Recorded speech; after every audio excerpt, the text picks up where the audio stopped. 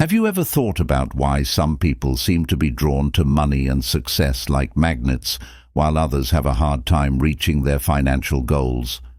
Would you like to know the tricks behind the magic that seems to make dreams come true?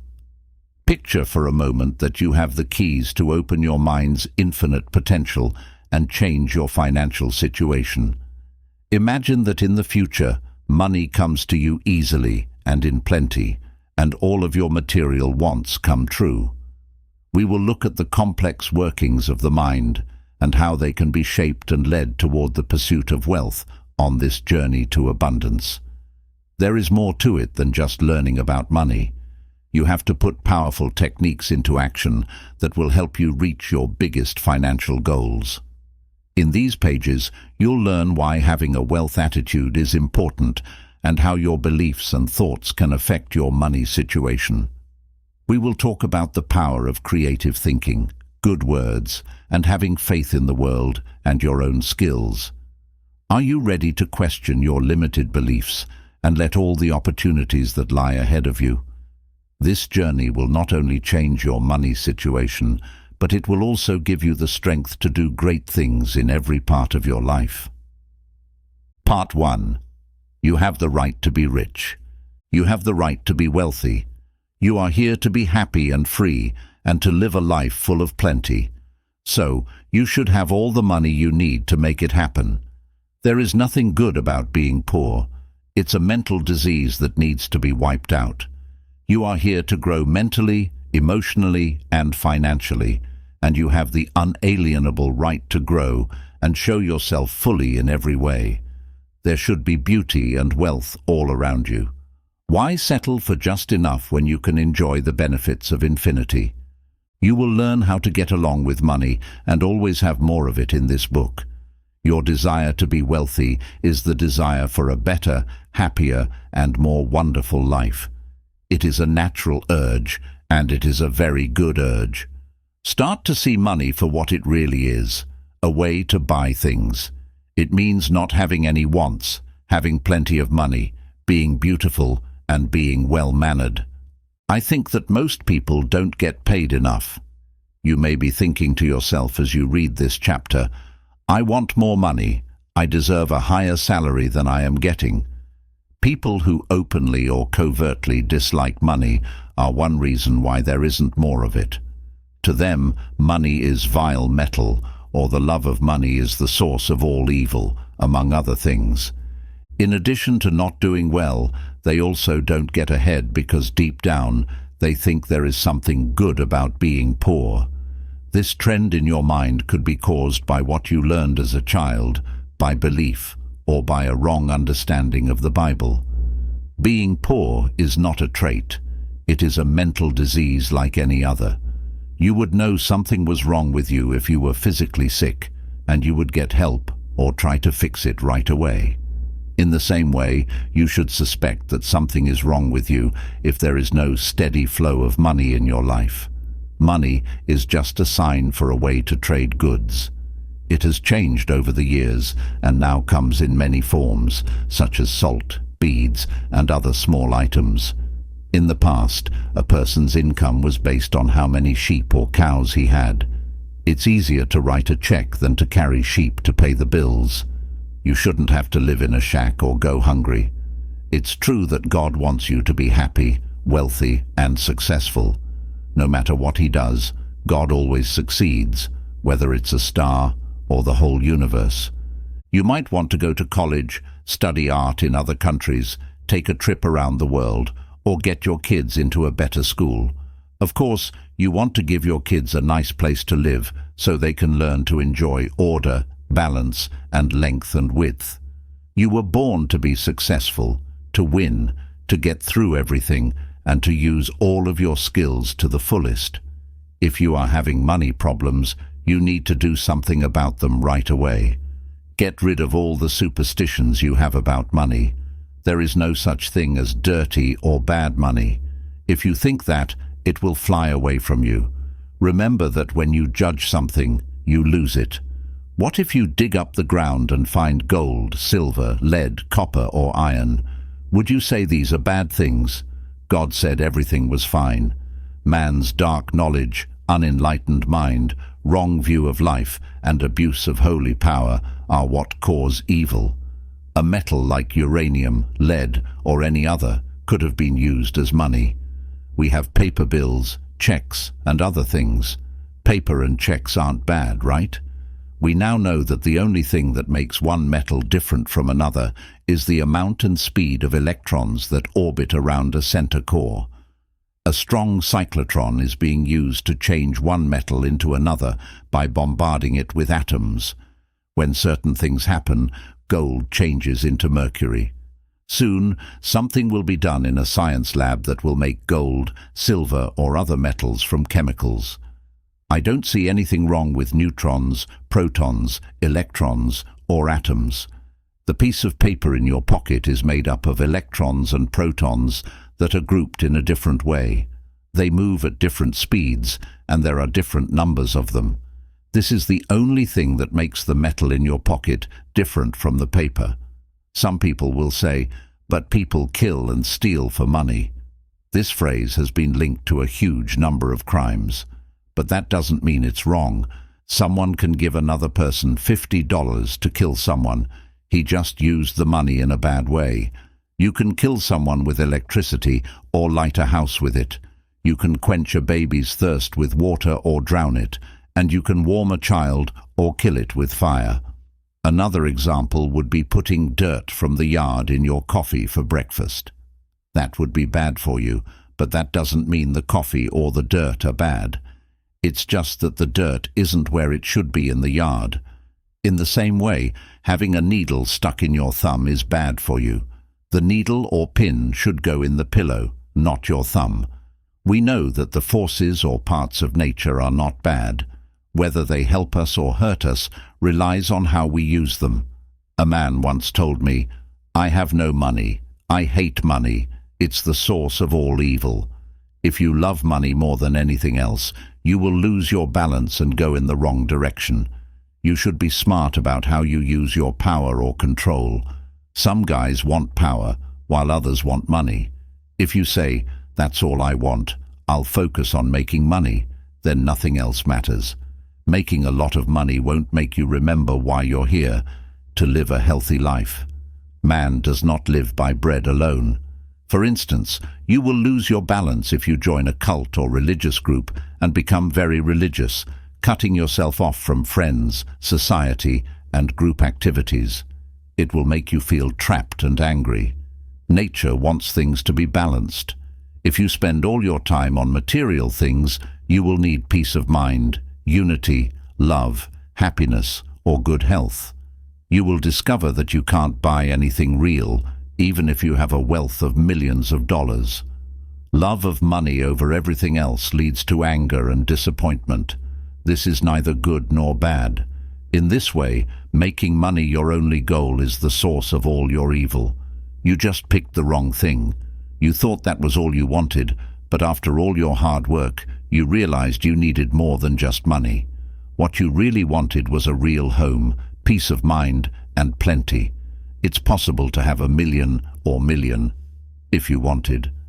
Then you could still have divine expression, peace of mind, unity, and good health. Everyone wants money, and not just enough. Everyone who wants a lot of money should have it. God gave us all the wants, needs, and drives we have for food, clothes, better homes, ways to get around, expression, having children, and plenty. They are holy and good. But we can steer these wants, urges, and needs in the wrong way, which can lead to bad things happening in our lives. Bad things are not in man, and they are not in you either. It is God, or general knowledge or life, trying to speak through you. Let's say a boy wants to go to college but doesn't have the money. As he watches other boys in his neighborhood go to college, his desire grows, and he tells himself, "Likewise, I too want an education." To pay for college, this kind of young man might steal or embezzle money. His desire was good, but he misdirected it by breaking the rules of society, the cosmic law of harmony, or the golden rule. That's when he gets into trouble. But this boy could be free and not in jail if he knew the rules of mind and how to use mental power to go to college. Who locked him up? He put himself in jail. The police officer who did it was just following the rules that people made up. He first put himself in jail in his mind by taking and hurting other people. Then fear and guilt came after. After this jail wall made of bricks and stones comes the cage of the mind. Money is a sign of God's wealth, beauty, polish, and plenty, and it should be used correctly, sensibly, and effectively for the good of all people in an endless number of ways. It's just a sign of how rich a country is economically. As blood flows freely through your body, so does money. When money flows freely through your life, you are financially healthy. People become socially sick when they start to save money, put it in metal boxes, and feel afraid. People all over the world were filled with fear during the 1929 economic crisis, which caused a psychological panic. It was a bad spell that made people feel hypnotized. You live in both an objective and a subjective world. You should not ignore spiritual food like happiness, peace of mind, love, beauty, unity, joy, and laughter. Being aware of spiritual power is the way to the golden road that goes to all kinds of wealth, whether it's financial, mental, or spiritual. The person who studies the spiritual principle or the rules of thought is sure that they will always have plenty of food, no matter what the economy is like, or whether there is a slump, a strike, a war, or any other situation. It doesn't matter what form the money takes, because it stays in the mind about wealth.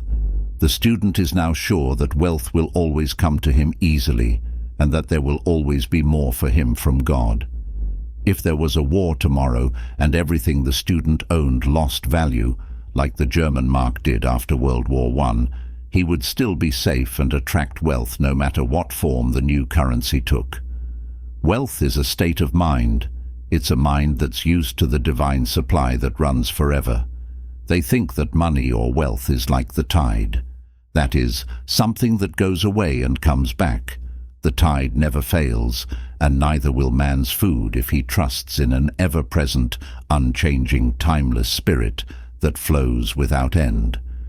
Being aware of how the subconscious mind works means that a person never worries about the economy, the stock market, or the value of their money going down or up, because they know that God is always taking care of them. An all-encompassing presence always gives and takes care of this kind of man. Look at the birds of the air. They don't plant seeds or harvest crops or store them in barns, but their heavenly Father feeds them. Aren't you much better than they are? As you consciously connect with the divine presence and affirm that she leads and guides you in all her ways, that she is a lamp to guide your steps and a light on your path, you will be blessed beyond your wildest dreams and be fed in any way you can imagine. One easy way to imprint the idea of constant support or wealth on your subconscious mind is to stop moving your mind, relax, stop paying attention, and fall into a drowsy state of quiet trance. This requires very little effort. After that, take a moment to think about these easy facts. Ask yourself, where do thoughts come from? Where does money come from? Where are you from? Where did your mind and brain come from? The one source will be sent to you. From a spiritual point of view, you can now start working. Realizing that wealth is a state of mind will no longer be seen as an insult to your brain. Say this little line slowly 3 or 4 times a day while you're alone, and especially before you go to sleep. Money is always flowing freely in my life, and there is a divine supply. As you do this over and over again in your deepest thoughts, you will become more aware of wealth as the thought of it is communicated to you. Repeating things over and over again will not work. Start to feel the truth of what you say to build wealth awareness. The things you do and why you do them are clear to you. It is clear to you that your inner self reacts to what you know to be true. There are times when people are having money problems and statements like, "I am rich," "I am successful," and so on, don't help. Making those kinds of comments can make their position worse. The inner mind will accept whichever of two thoughts is stronger, or it will accept the feeling or tendency that is stronger. They feel even worse about their lack when they say, "I am prosperous." Something inside them tells them, "No, you are not prosperous, you are broke." They feel like they don't have enough, and then they get more of the same. Starters can get past this by affirming what their conscious and unconscious minds already agree on. From then on, there will be no confusion.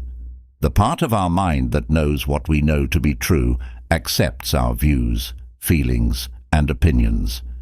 A man can get his subconscious mind to work with him by telling himself things like, "Every day I prosper, I grow in wealth and wisdom, my fortune multiplies, and I advance, grow, and go forward financially." Saying things like this won't cause mental problems. Say a seller only has 10 cents in his pocket. He can easily agree that if he sells a pair of shoes tomorrow, he might have more money. There is nothing in him that says his sales can't go up tomorrow. He could say things like, "Every day my sales go up, I'm making progress, I'm making progress." The way he thought about these words would make sense to him, and they would have the effect he wanted. Students with a lot of spiritual growth who say, "I am prosperous, I am successful, I am rich," in a calm, thoughtful, and focused way, also do very well. This must be true because when they think, feel, or say, "I am prosperous," they mean that God gives them everything they need, and that what is true about God is true about them.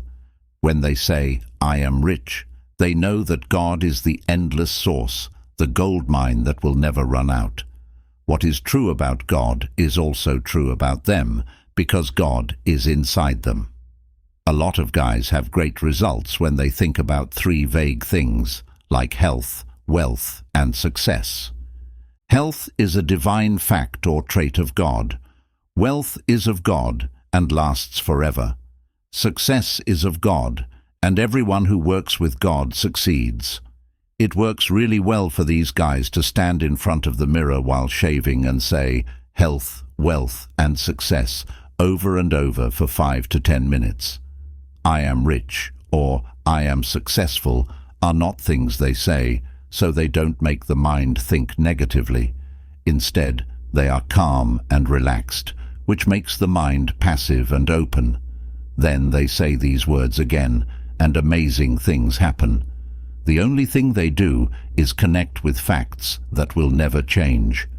You can become more aware of your wealth.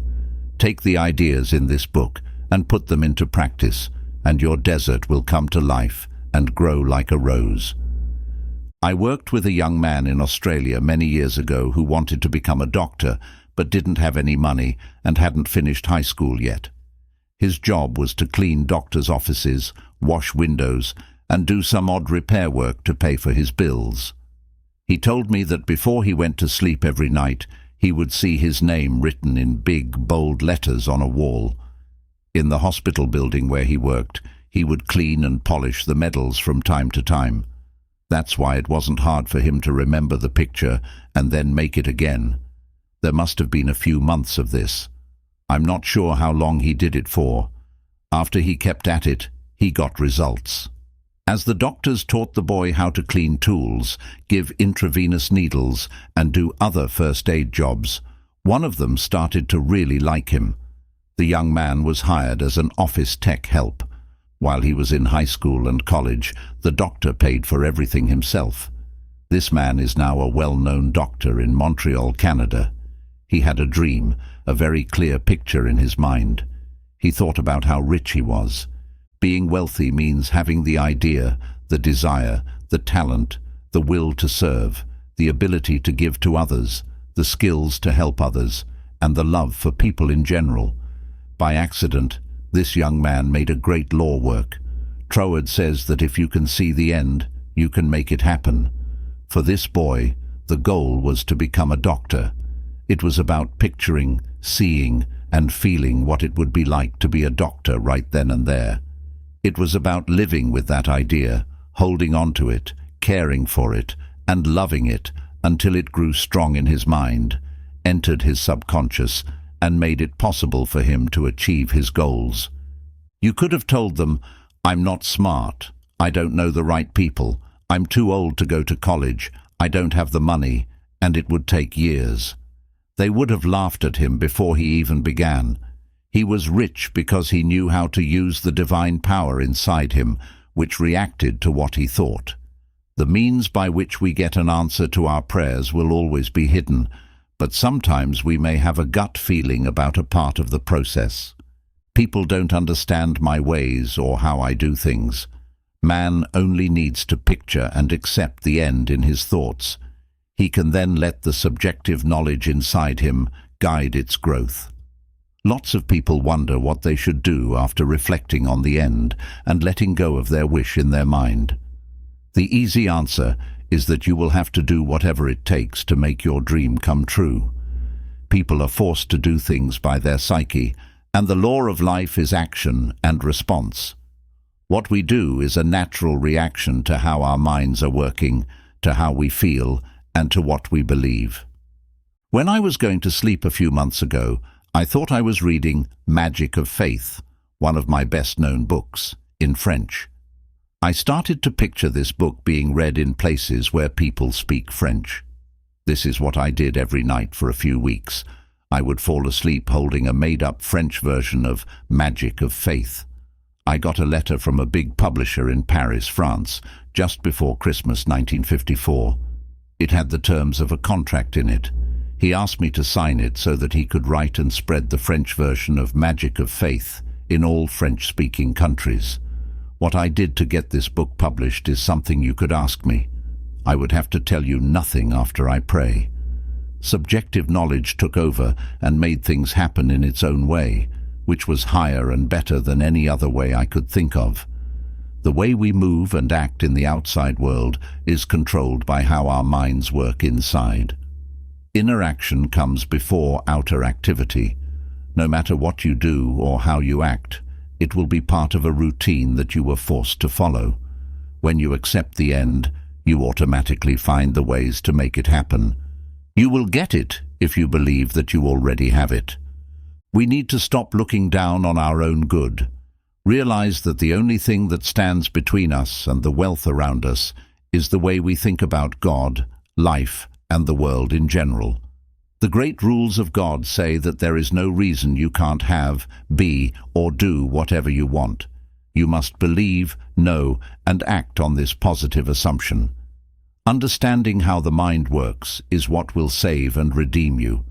Your fate depends on what you think and feel. You have everything just by being aware of it. Being aware of health makes you healthy, and being aware of wealth makes you wealthy. It seems like the world doesn't want or agree with what you hope for, and your senses sometimes make fun of or laugh at you. If you tell a friend that you are going to start your own business, he might tell you right away all the reasons why you will fail. If you can fall under his seductive spell, he can make you very afraid of failing. When you understand that there is only one spiritual power that can be thought of, and that power responds to your thoughts, you will reject the world's darkness and ignorance and know that you have everything you need to succeed.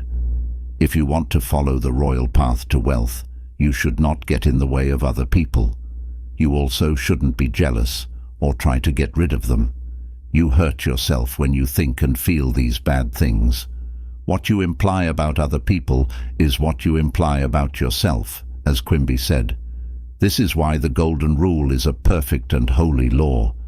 You've probably heard men say things like, "That guy is committing fraud, he is a blackmailer, he is a phony, he is getting money dishonestly, I knew him when he had nothing." If you look closely at the person who talks that way, he or she generally lacks something or is having a health or financial problem. Maybe some of his old classmates got ahead of him and became successful, and now he is angry and jealous of their success.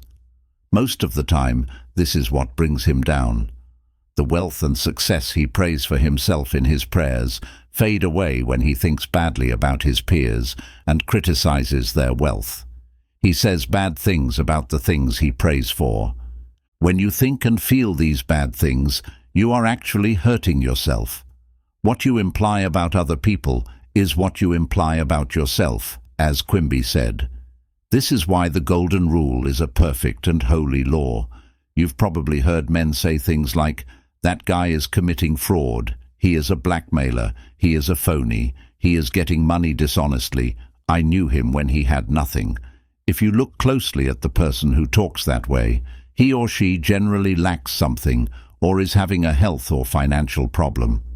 Maybe some of his old classmates got ahead of him and became successful, and now he is angry and jealous of their success. Most of the time, this is what brings him down. The wealth and success he prays for himself in his prayers fade away when he thinks badly about his peers and criticizes their wealth. He says bad things about the things he prays for. Some people got rich the wrong way, by taking advantage of others through lies, tricks, and deception. How much does it cost? Mental and physical health, guilt, sleeplessness, or secret fears are some of the things that can cause this. As one man put it, "Yes, I did horrible things with other people. I got what I wanted, but I got cancer." He realized he got rich the wrong way because of that. You don't have to hurt anyone to be wealthy and successful. A lot of guys steal things from themselves all the time, like health, peace of mind, joy, inspiration, happiness, and God's smile. It's true, even if they say they never stole. When we hate someone or are envious of their money or success, we are taking something away from ourselves.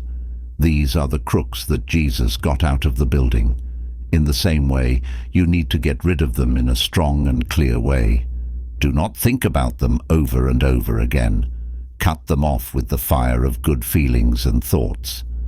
In the early days of the war, I read about a woman in Brooklyn, New York, who bought as much coffee as she could in every shop. She knew there wouldn't be enough coffee for everyone, so she was afraid she wouldn't get any. She bought a lot and put it in the basement. After going to church that night, thieves broke down her door and stole more than just the coffee. They also took her money, jewelry, silverware, and other things. Why did this happen to me? While I was in church, I never stole from anyone, this good woman said. What she said is true. She wasn't raised with a fear and lack awareness. When she started to stock up on coffee supplies, her position and fear of running out were enough to make her home and things more likely to be stolen. Fear of not having enough money made him not have enough. He didn't have to tamper with the books or rob a bank. We lose a lot of people who are what we call good citizens because of this. In the real world, they are good because they pay their taxes, follow the law, vote, and give to charity, but they dislike other people's stuff, money, or social differences.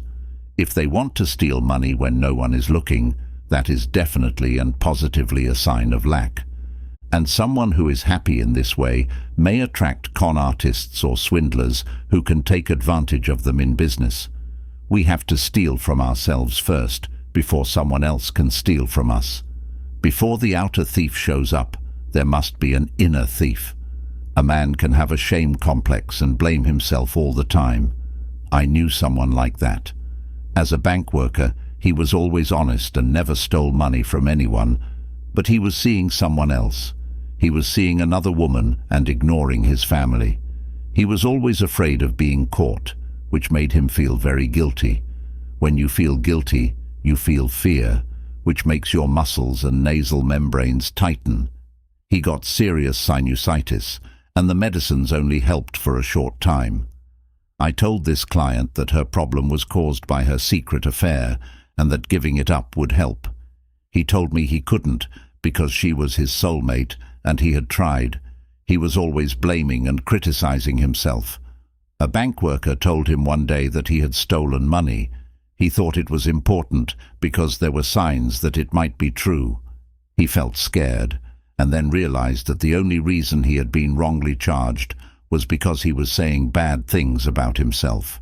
He knew how the mind worked because he was always blaming himself inside, so he would blame himself outside too.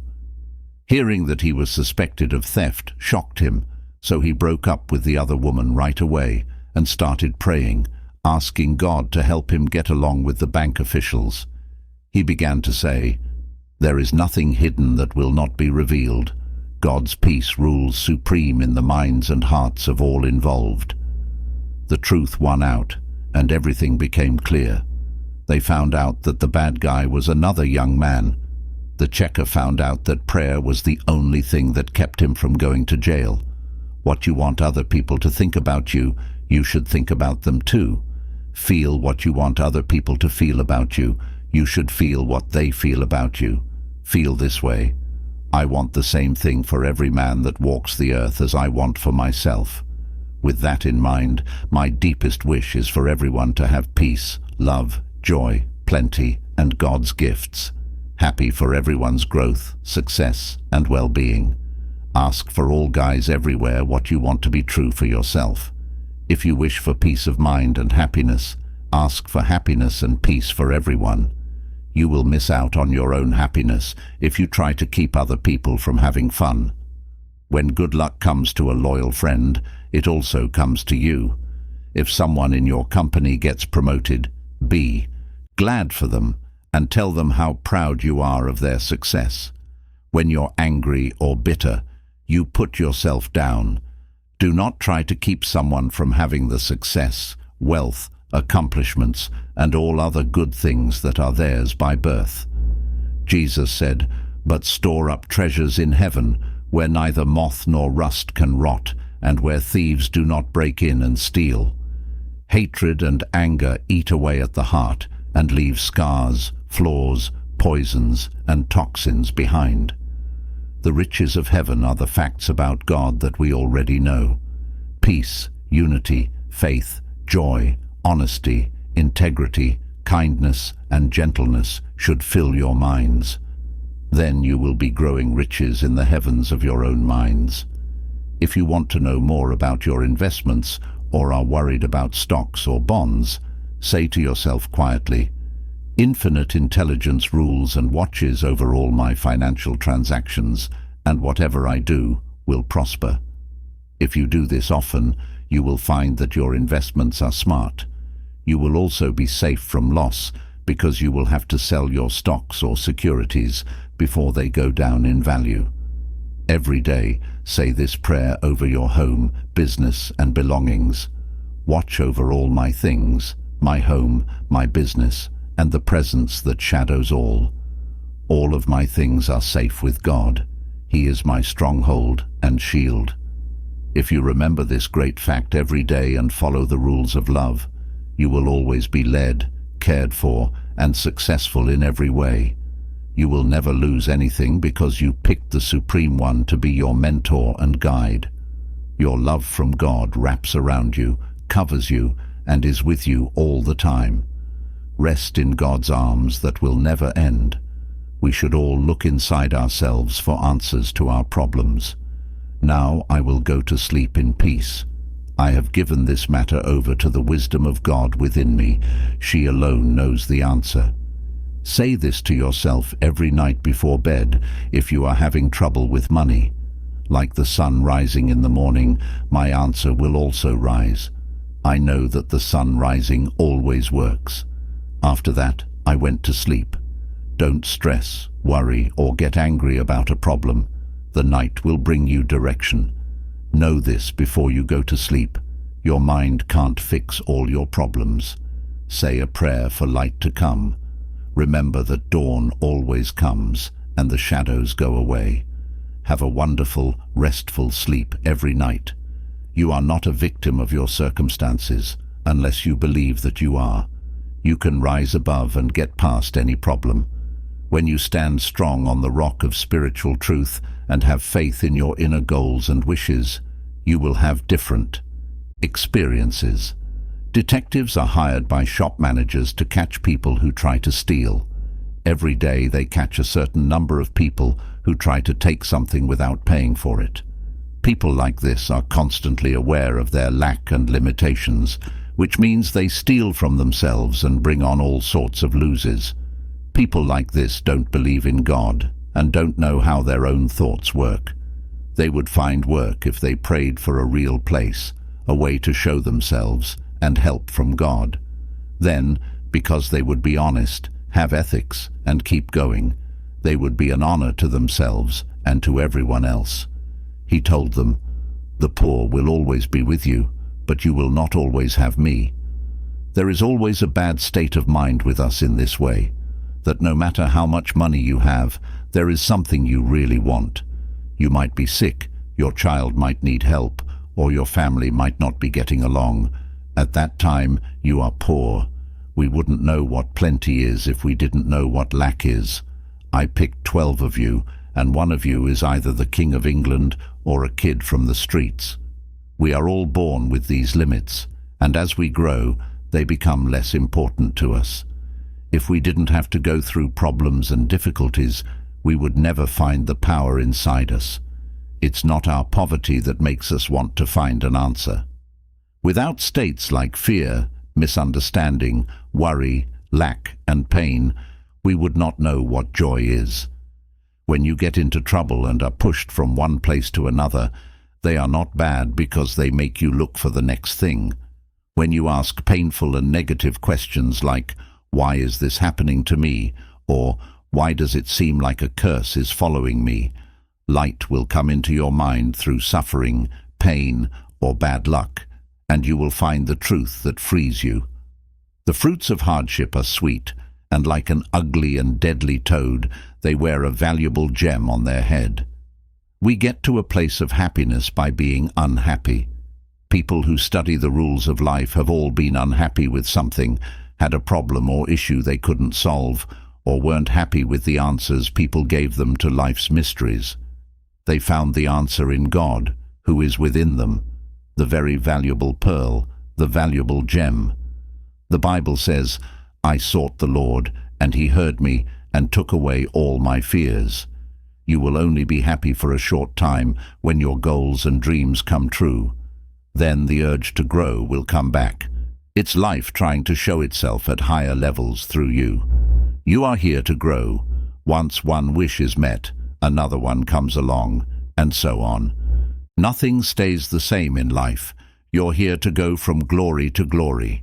There is no end, because God's glory has no end.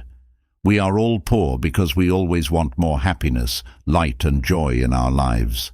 God is limitless, and you will never be able to use up all the glory, beauty, and knowledge that are inside you.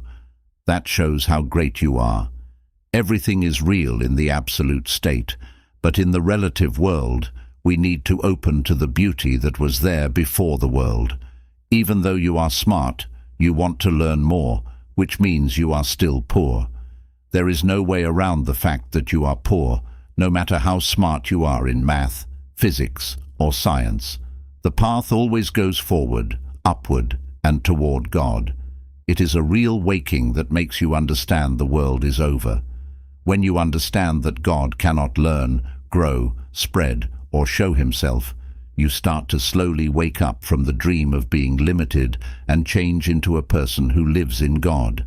Fear, misinformation, mass brainwashing, and the group unconscious start to fade from your life, and you start to see God.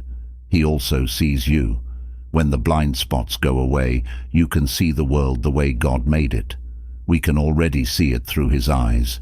You now say, "Look, the kingdom of heaven is near." Feed the poor man inside you, dress up the bare ideas, and give them shape by thinking they are real. Trust that the great maker inside you will form and make them real. Now, your word thought will come to life. It will take shape. When you are poor and hungry, you look for food. When you are upset and stressed, you look for peace. When you are sick, you look for health. When you are weak, you look for power. Your wish for wealth is God's way of telling you that you already have plenty. And so, your poverty gives you the drive to grow, spread, develop, reach your goals, and make your dreams come true. Shoulder pain is actually a good thing because it tells you to fix the problem right away. If there wasn't any pain or other sign of a problem, you might drop your arm in the street. Your pain is God's way of telling you to turn from darkness to light and seek His peace and healing power. If you're cold, you build a fire, and if you're hungry, you eat. If you're lacking, you imagine being rich and having plenty. When you can picture the goal and know it to be true, you have set the stage for it to happen. Rejoice with Him. When you are scared and upset, think about God's great truths that have stood the test of time and will last forever. For example, you can find comfort in the great Psalms, which say, "The Lord is my shepherd, I shall not want. God has saved me and is my shelter. Then who should I be afraid of? God is always there to help us when we're in trouble. My God, I will put my trust in Him. He will cover me with His feathers, and I will be safe under His wings." One with God means that most people agree with you. If God is on my side, who can be against me? I do everything that makes me stronger through Christ. Let the healing energies of these truths fill your mind and heart. Then clear your mind of all fears, doubts and worries by meditating. Think about another important spiritual truth. A happy heart makes the face look beautiful, and a contented heart always rejoices. Having a happy heart is like taking medicine. A sad heart also dries out the bones.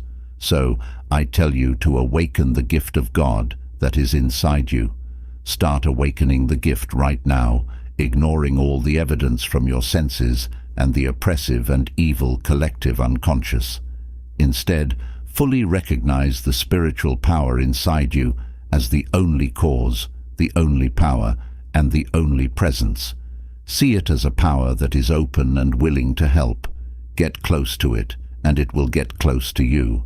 Turn to it with faith, trust, and love. He will answer you with love, peace, wisdom, and wealth.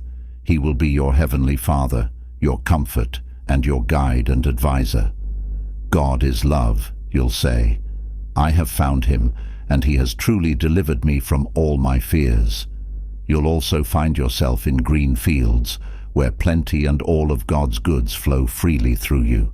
Say to yourself over and over, I walk all day, aware of God's presence, with joy and honesty. His wholeness flows through me all the time and fills up all the empty parts of my life. When you're happy with who you are and what you want to be, your prayer is answered and your life is whole. Look at your health, your wealth, your love, and your art. You are completely happy in every way. There is something missing in one of these 4 areas. Everything you're looking for fits into one of these groups. Every man wants truth and wisdom. If you say, all I want is truth and wisdom, you are saying what every man wants. No matter how you say it, the most important thing for every man is truth or knowledge. This is an example of speech. Through your flaws, restrictions, and problems, you want to show God more and more right now. You grow in the light of God and find out who you are. You can only find yourself this way. You could never find out who you are or figure out that there is a law that controls you if you couldn't use your skills in 2 different ways. If you had to be good or love someone, it wouldn't be love. You would just be a machine. You are free to love because you choose to give or receive love. If you had to love, it would not be love. Being told by a woman that she loves and wants you is not an honor. It means that she picked you over all the other men in the world. She doesn't have to love you, and if she did, you wouldn't be happy and pleased. You can choose to be a killer or a saint, which is why we admire Mother Teresa and other people who chose to do good. If we think that things like age, race, religion, the place where we were raised, or the situations in which we were born can keep us from having a happy and successful life, then we are wrong. We steal things. To show that you are happy and successful, all you have to do is feel those things. But having the feeling of wealth makes you rich. Consciousness states show up. That's why it said, all that ever seemed to me were thieves. What you feel is the law, and the law is what you feel. God has promised you that his goods are yours, and you want to be rich with them. Don't think twice about accepting this promise. Quimby said that prayer was like a lawyer arguing a case in court. This expert in mental law said he could show that the suspect wasn't guilty as he had said, but was tricked into thinking he was. Say what you think, since you're the judge. After that, you are freed. Thoughts of not having enough, being poor, or failing are lies. They have nothing to hold them up. You know there is just one holy power, one main cause. So, you stop giving men's situations, circumstances, and views power. Give your spiritual power all of your power, and know that it will answer to your thoughts of wealth and riches. Realizing that your own thought or mental picture is more powerful than anything else is the key to wealth, freedom, and constant support. Accept that you have a lot of life. The way you think about and expect to get rich has its own math and language functions. As they set you up, everything you need for a full life will start to happen. In the court of your mind, you are now the judge who makes the choice. As Quimby, you have shown beyond a reasonable doubt that the rules of your own thought work. You no longer have to be afraid. All the scary and strange thoughts in your head have been killed and their heads have been cut off. Fear tells you to do something. It's not that bad, really. It tells you to move away from that and toward faith in God and all good things. Make this your daily prayer and write it on your heart. God is my provider. That offer is now mine. His wealth come to me freely, plenty and plenty. I will always know how much I'm worth. I freely offer my skills, and I am rewarded wonderfully and perfectly. Thank you, Father. Part 2. How to get rich. The mind is where riches are found. Let's say that a doctor's license and office supplies are taken. I'm sure you'd agree that his mind is where his wealth is. Even though he was robbed, he could still identify illnesses, write prescriptions, operate, and give lectures on medical topics. His only loss was his symbols. He can get more things at any time. His wealth was his intelligence, his knowledge of how to help others, and his ability to make a difference in the world. You will be wealthy as long as you have a strong desire to help other people. The heart of the universe will always respond to your desire to help, which means to share your skills with the world. When the stock market crashed in 1929, I met a man in New York who had lost everything, including his home and all of his savings. The meeting happened after a speech I gave at a hotel in the city. I lost everything, he told me. In 4 years, I made a lot of money, and I will do it again. Everything I lost stands for something. I can bring back the wealth sign like honey draws flies to honey.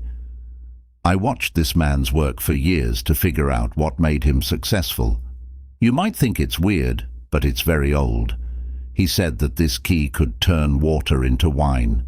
He knew this Bible text was the key to good health, happiness and wealth because he had read it. In the Bible, wine always means to make your plans, dreams, requests, and other things come true.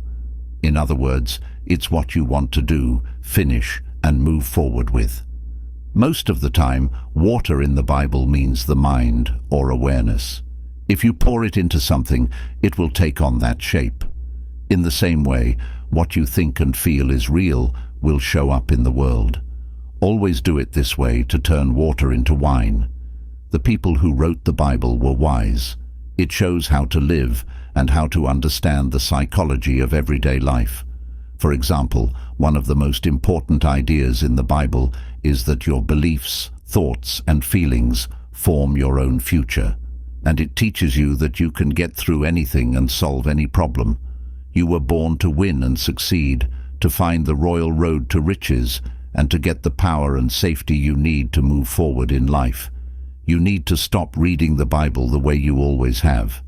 For example, when the man in the story above was having money problems, he would often tell himself, "I can turn water into wine." These words meant something to him.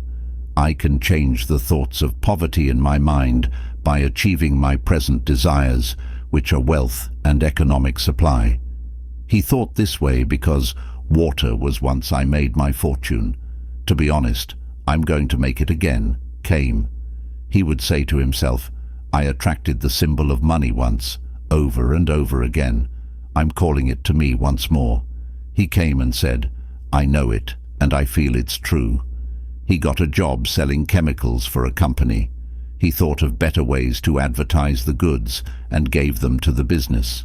He quickly rose to become vice president, and in 4 years, the company made him president. He always thought, I can turn water into wine.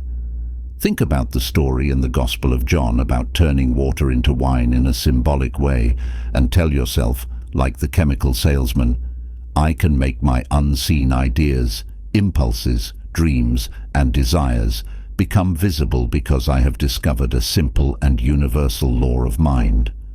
He showed that the law is about actions and reactions. It means that your body, your circumstances, your environment, and your financial situation are always perfect copies of what you believe, think, feel, and are sure of. As this is true, you can change the way you think by focusing on the idea of success, wealth, and peace of mind. As you think about these last ideas, they will slowly seep into your mind, like seeds being placed in dirt. Thoughts and ideas grow in the same way that all seeds do. Just like that, the way you normally think and feel will bring you wealth, success, and peace of mind. When you think wisely, you act wisely, and then you respond rightly. As soon as you realize that prayer is a wedding feast, you can get rich. The dinner. It makes sense that you think about or focus on your own good or goal until you become one with it. I am going to read from my files a case history about a girl who did her first wonder by turning water into wine. Her mother got sick, so she had to spend a lot of time taking care of the house and running her beautiful beauty salon. So she didn't take care of her business while she was away. 2 of her helpers failed to get money together. She lost her home, went bankrupt, and racked up a lot of debt as a result. She didn't have a job and couldn't pay her mother's hospital bills. This woman asked me what the magic recipe was for turning water into wine. Once more, we made it clear to her that wine means the answer to a prayer or the birth of her dream. She was in a fight with everyone outside. Look at the facts, she would tell them. I lost everything. The world is very cruel. I can't pay my bills and I don't pray because I've lost faith. She was so focused on the material world that she didn't know what was really going on in her life. She began to understand that she had to settle the argument in her head as we talked. Even if you have a strong wish or ideal, reading this book will make you think of something that goes against it. You might want to be healthy, but you might be thinking things like, I can't be healed. At the same time, it doesn't work for me. Things keep getting worse. The mind can heal spiritually, but I don't know enough about it. There is no tug-of-war going on in your head while you study yourself. Like this girl, you feel like the outside world, and events affect your desire to express yourself, get rich, and have peace of mind. Real prayer is like a wedding feast for the mind, and it teaches us all how to solve problems in that area. When you pray, you write down what you really believe. He said, man is what he thinks all day. You make your own mental rules about your views by the way you think all the time.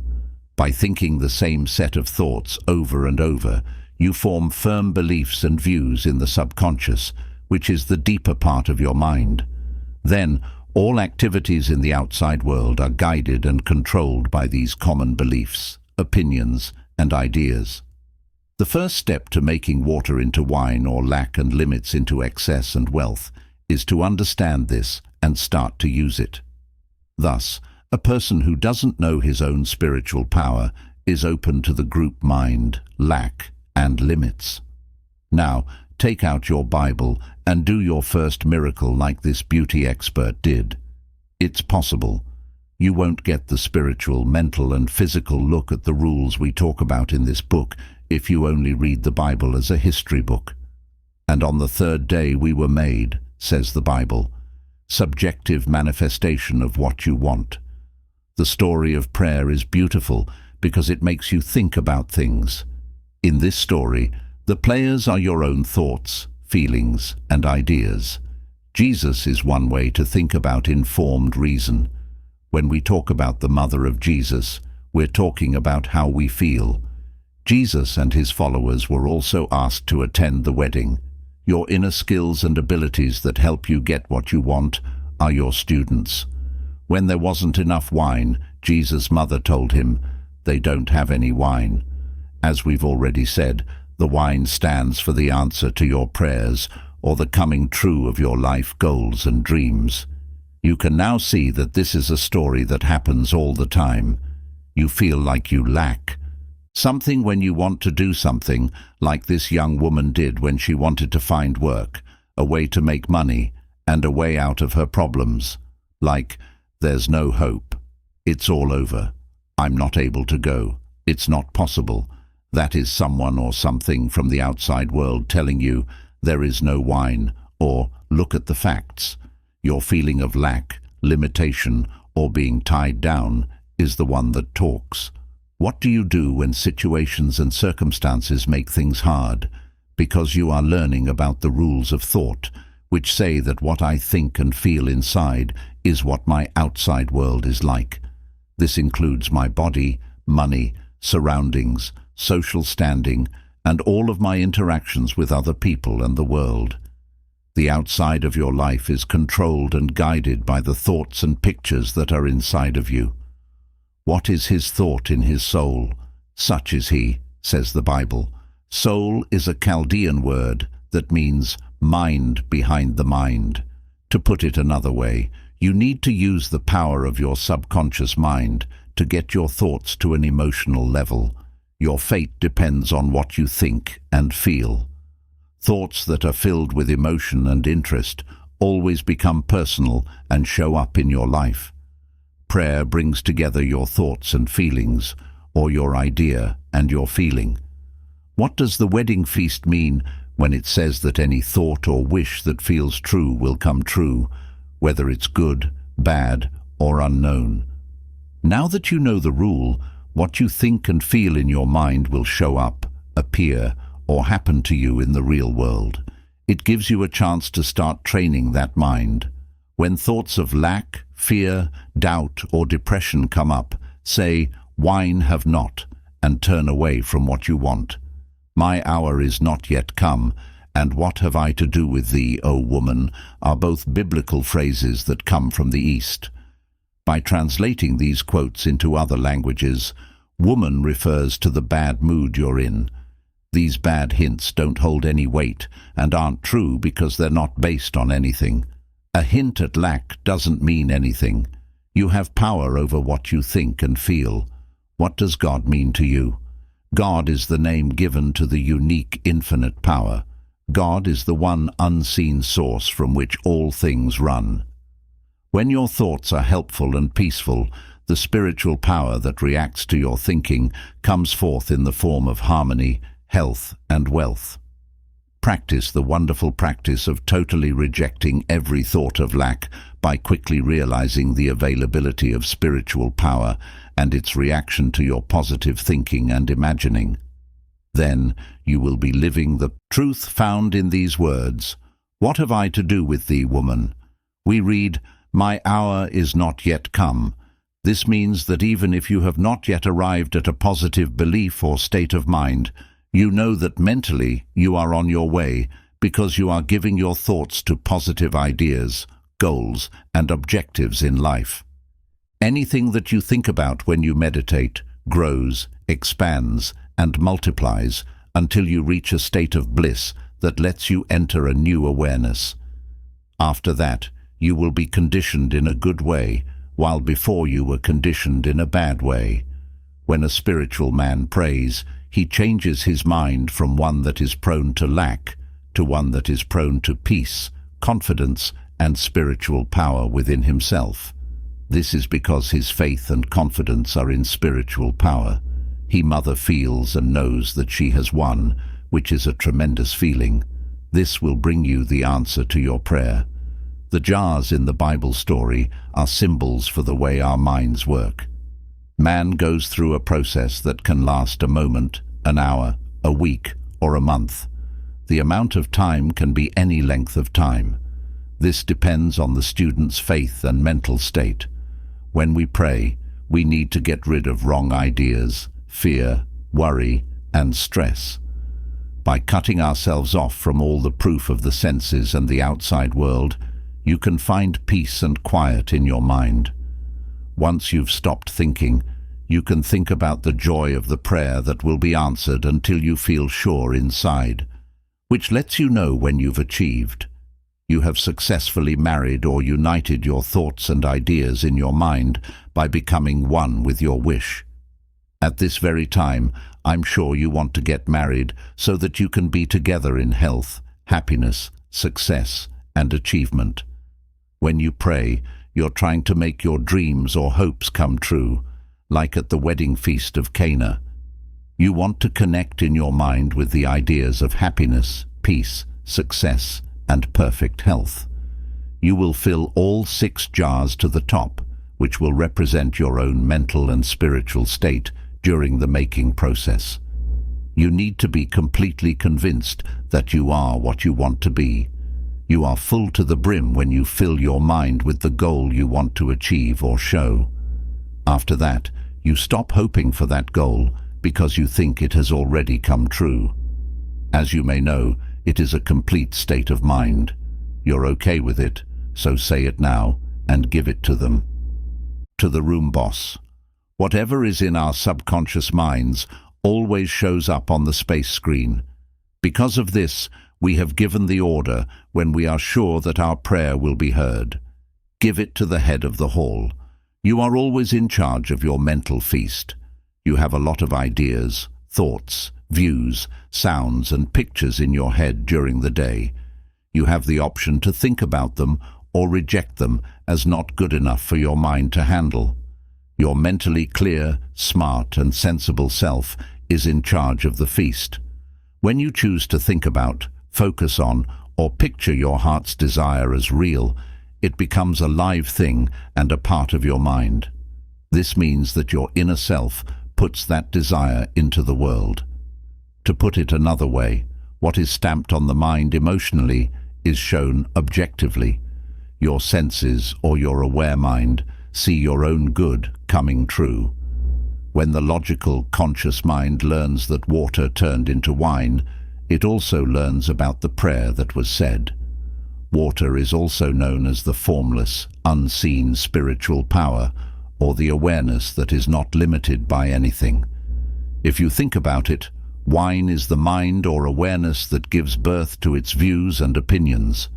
The workers who bring you water are a sign of your readiness for faith, trust, and peace. Your own good is drawn to you and directed toward you based on your faith or your thoughts. The spiritual ideas in this book must sink into your heart and make you fall in love with them. It was said in the first miracle account that prayer is like a wedding feast, or the mind joining with its wish. Love is what the law says it should be. In fact, love is an emotional bond and a feeling of being one with your own good. You have to be loyal to what you believe in and to the things you love. When we think about other loves in our minds or flirt with fear, doubt, worry, anxiety, or false beliefs, we are not loyal to what we love. Love is a state of being one with everything, of being whole. As soon as this simple fact was told to the beauty expert in question, she felt very smart. She knew what it meant and used it in her daily life. She prayed in this way. She knew that the water, which was her mind, would flow and fill all the empty pots based on how she felt and thought. This person would become very still and quiet at night, calm down, and start to use positive images. Here are the steps she would take. First, she would start to think that the bank boss was telling her how great it was that she was making so many payments. She would think about what would happen for 5 minutes straight. Second step, he would imagine his mother saying, "I'm glad about your new situation." He would stay happy and joyfully listening to her say that for 3.5 minutes. In the third step, she clearly thought that the writer was there with her at her wedding. As if I were a priest, I would tell her, "I now pronounce you husband and wife." After this, she would go to sleep happy that her prayer had been answered. For 3 weeks, nothing happened. In fact, things got worse, but she kept going. No was an answer she would not accept. He knew that in order to grow spiritually, he had to do the first miracle, which meant trading his fear for faith and his tendency to lack for plenty. By focusing on the situations, events, and feelings he wanted to talk about, he showed that consciousness, also known as awareness, the fact of life, the principle, the spirit, or any other name you want to give it, is where everything starts. It's the only energy and power. Everything comes from and is made of the spiritual power or spirit that lives inside each of us. It shows up in birds, trees, the stars, the sun, the moon, the earth, gold, silver, and platinum, among other things. Everything comes from and is made of it. There isn't anything else. She knew this, so she knew that water or consciousness could give her money, a real place to live, or the ability to show true health for her mother, as well as friendship and happiness in life. She saw these simple but deep truths in an instant and told me, "I accept my own good." She knew that nothing is hidden from us and that the completeness of God is inside us, waiting for us to find it and ask our questions. This writer officiated at the wedding of this young woman, which took less than a month. It was the same words she had heard me say over and over again when she was calm and meditating, "I pronounce you husband and wife." As a wedding gift, her husband gave her a check for $4,000 and a trip around the world.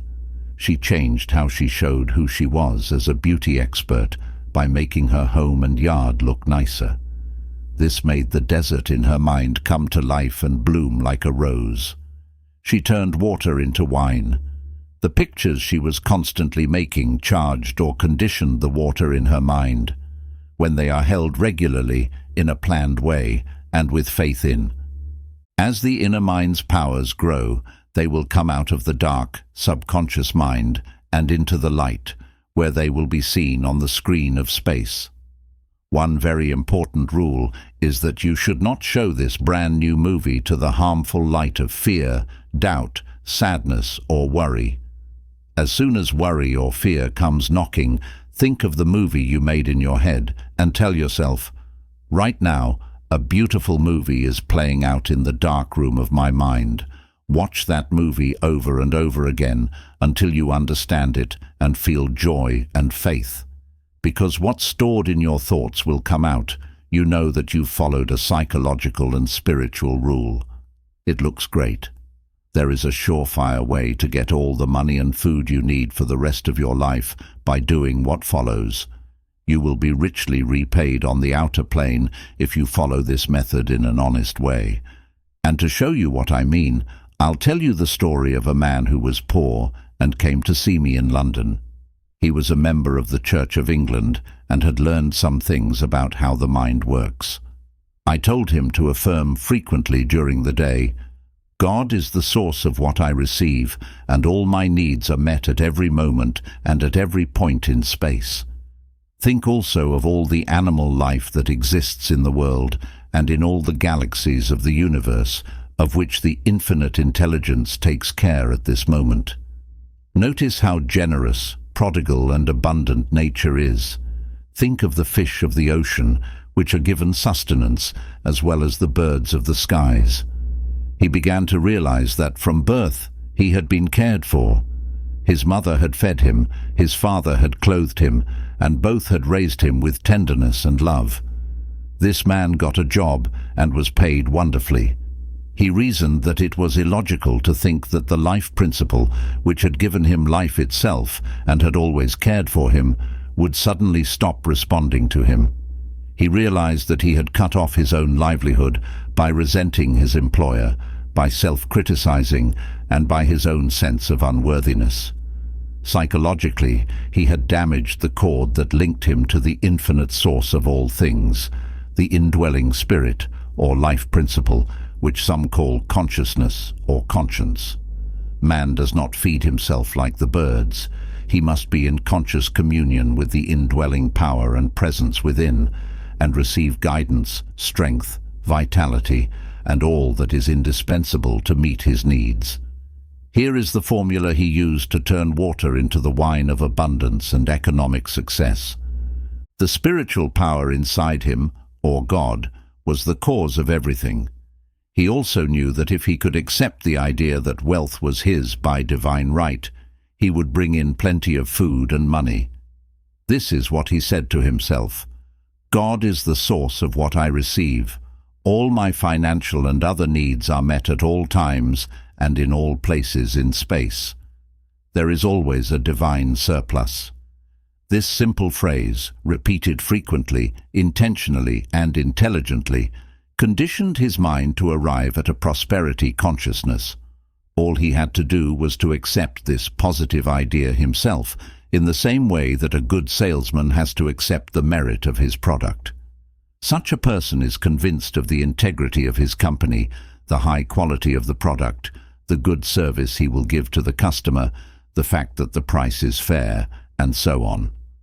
I told him that when the negative thoughts come to his mind, which was going to happen, not to fight or argue with them in any way, but simply to go back to the mental and spiritual formula and repeat it to himself in a calm and loving way. At times, negative thoughts would come flooding in the form of a wave of negativity. Each time, he would meet them with the positive, firm and loyal conviction: God meets all my needs. There is always a divine surplus in my life. He told me that when he was driving his car or going about his daily routine, from time to time, a lot of negative concepts would invade his mind, such as, there is no hope, you are broke. Whenever such negative thoughts appeared, he refused to admit them and turned to the eternal source of health and all things, which he knew belonged to his own spiritual consciousness. In a definite and positive way, he would affirm, God is the source of my provisions, and those provisions are now mine, or there is a divine solution. He told himself things like, God's wealth is my wealth, and other positive things that filled his mind with hope, faith, expectation, and eventually the conviction that there is a source of wealth that will always meet all of his needs in a generous and happy way. He might have the wave of bad thoughts up to 50 times an hour. He wouldn't let these gangsters, killers and thieves into his mind because he knew they would take away his peace, wealth, success, and everything else good in life. Instead, he let the thought of God's endless life principle flow through him as wealth, health, energy, power, and everything else needed to live a full and happy life on earth. As he kept doing this, by the second. On the second day, there weren't as many thieves knocking on his door. On the third day, there were fewer negative visitors. On the fourth day, they kept coming back, but he told them, no trespassing. I only accept thoughts and ideas that activate, heal, bless, and inspire my mind. He trained his consciousness or mind to think about wealth again. The prince of this world is coming, but he has nothing in me. This phrase told his mind that bad ideas like fear, lack, worry, and anxiety were coming, but his mind didn't respond. He was no longer vulnerable because he was high on God and had a divine faith in the awareness of endless wealth and economic security. This man didn't lose everything and didn't go bankrupt. Instead, his credit was better, his business grew, new opportunities came his way, and he did well. During the prayer process, you should always remember to stay true to your ideal, purpose, and goal. Many people fail to achieve wealth and financial success because when they pray, they say that God takes care of them and that they are divinely wealthy. But then they deny their own good by telling themselves things like, "I can't pay this bill, I can't make ends meet, I can't pay this or that," or "I never have enough." All of these statements are very bad and will make your good prayers useless. This is what it means to pray in two different ways. You must be loyal to your plan and goal, and you must also be loyal to your spiritual power. Stop making bad marriages, which means stop putting together negative thoughts, fears, and worries. A person who prays is like a ship's captain who guides it. You must know where you are going and have a goal to reach. The ship's captain changes the direction because he knows the rules of sailing. Storms or rough waves can throw the ship off course, but he carefully guides it back on course. You are in charge on the bridge, and you give directions through your ideas, feelings, views, beliefs, tendencies, and mental tones of voice. Keep your eyes on the mast. You are going in the direction you see, so don't look at delays, barriers, and other things that could throw you off path. Choose where you want to go and be sure of it. You need to understand that your mental state is what moves you from a tendency toward lack and limits to a tendency toward wealth and faith in God's unchangeable law. It should work out well for you, Quimby, who was a doctor and a great student and master of spiritual and mental rules. He used to ask, "Man acts as you act upon him. What moves you right now? What determines how you react to life?" The answer is that your thoughts, beliefs, and opinions shape you and make you who you are, as Quimby said. This shows that Quimby was right when he said, "Man is the expression of belief." Another famous quote of his was, "Our minds blend like atmospheres, and each person has his identity in that atmosphere." As a child, you were affected by the mood, feelings, beliefs, and general mental atmosphere of your home. Their worries, fears, and myths, as well as their faith and religious beliefs, left a mark on your mind. Allow us to imagine that a child grew up in a poor family where money was always tight. This child heard the complaint about lack and limiting all the time. You could say that the child was conditioned to poverty, which is what he says in his conditioned reaction treatment. The young person may have a poverty complex because of what he believes, how he was raised, and what he went through as a child. But he can get out of any trouble and be free. Prayer has the power to make this happen. A 17-year-old boy I met was born in Hell's Kitchen, New York. He heard some of the talks I gave in the same place back then. This young man noticed that he had been thinking negatively and damaging thoughts, and he knew that the hive mind, which is made up of fears, failures, jealousies, and hate, would take over him if he didn't change them. Man does what he is told to do. It's clear that Quimby knew that the stupid ideas, fears, and worries of the freak world will control people like a spell if they don't take care of their own house, which is their mind. We are all connected to a common mind that believes in sickness, death, bad luck, failure, accidents, and other disasters. Do what the Bible says. Come out from among them and be separate. Mentally and emotionally connect with truths that have been around for a long time. This young man chose to think and plan for himself. He chose to follow the royal path to wealth by taking God's plenty right now and filling up his mind with spiritual ideas and thoughts. He knew that by doing this, all of his bad thoughts would leave his mind on their own. He used a simple method known as scientific imagination. He had a great voice, but he hadn't worked on it or improved it. I told him that the mental picture he chose to focus on would grow in his deeper mind and come true. The inner mind's response to the picture in the conscious mind was clear to him. It was a law of mind, a law of action and reaction.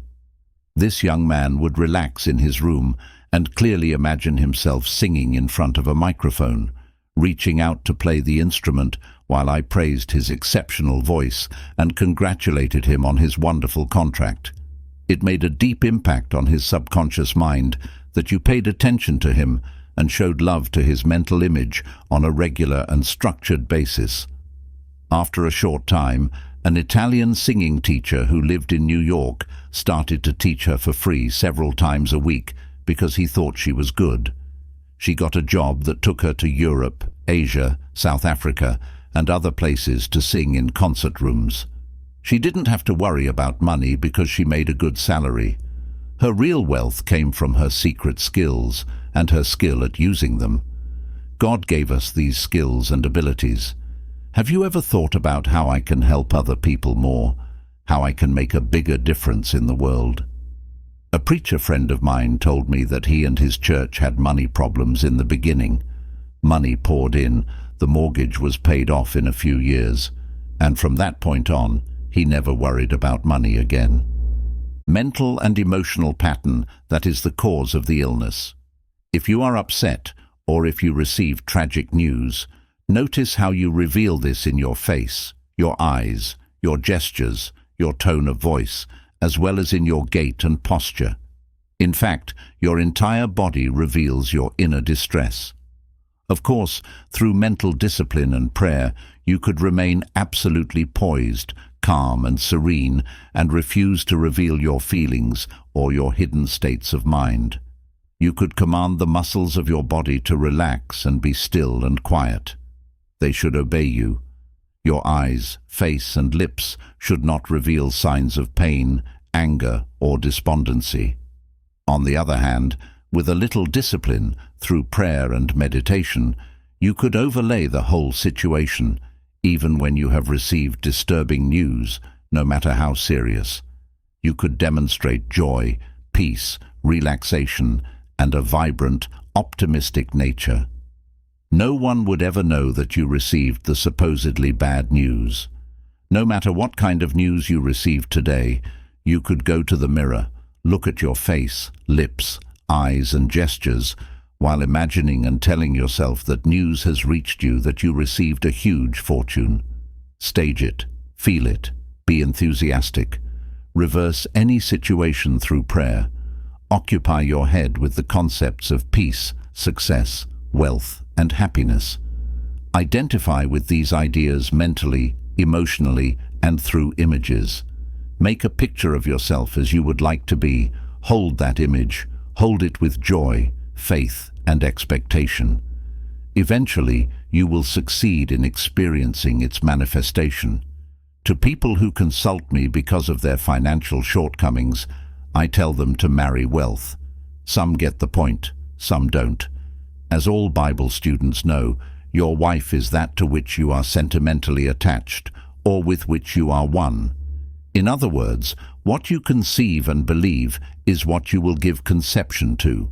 If you believe that the world is cruel, harsh, and hostile, and that life is about eating one another, that is your own conception. You have married him, and you are going to have offspring or results according to that marriage.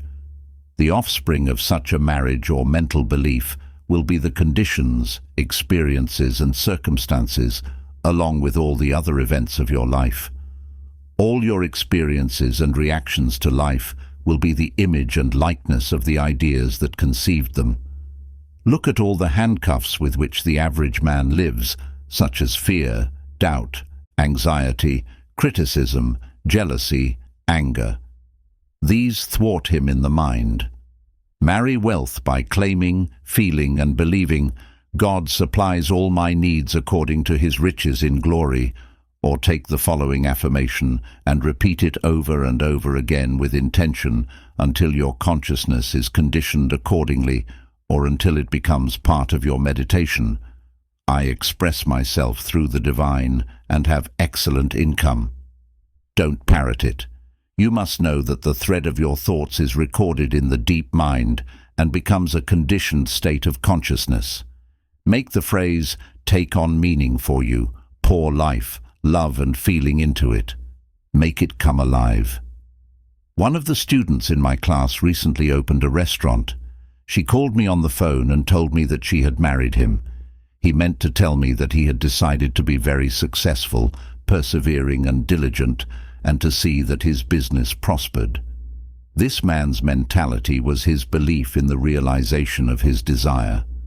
Identify with your life's goal and end your mental marriages with criticism, self-censorship, anger, fear, and worry.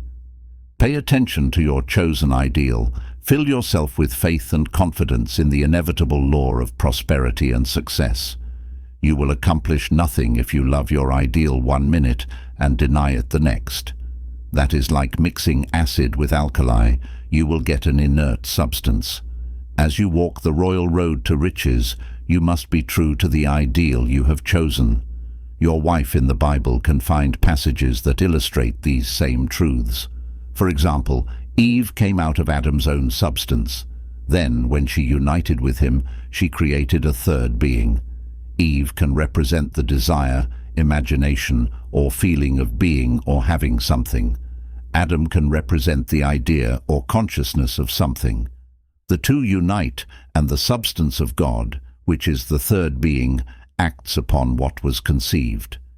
Jesus said, "What God has joined together, let not man put asunder."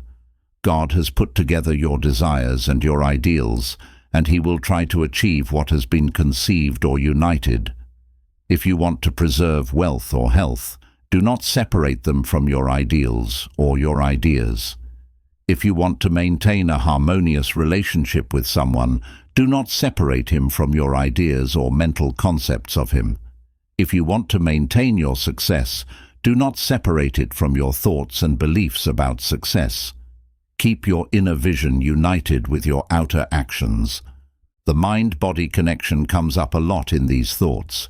If you keep a positive attitude that is in line with your goals, your body and the world around you will reflect that.